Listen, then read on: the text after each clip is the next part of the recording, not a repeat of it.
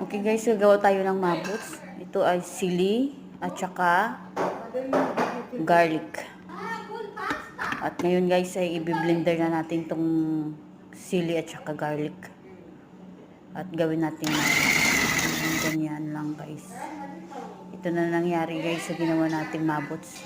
Kung kikita nyo ay ano na. Tapos nilagyan ko lang ng asin at saka olive oil yan guys.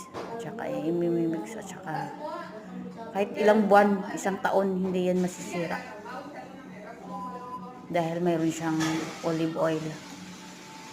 Ano lang nilagay? Asin at saka olive oil. Garlic at saka sili. Yun lang yun. Paborito ng amo kong lalaki yan at saka pang spicy nila. Thanks for watching.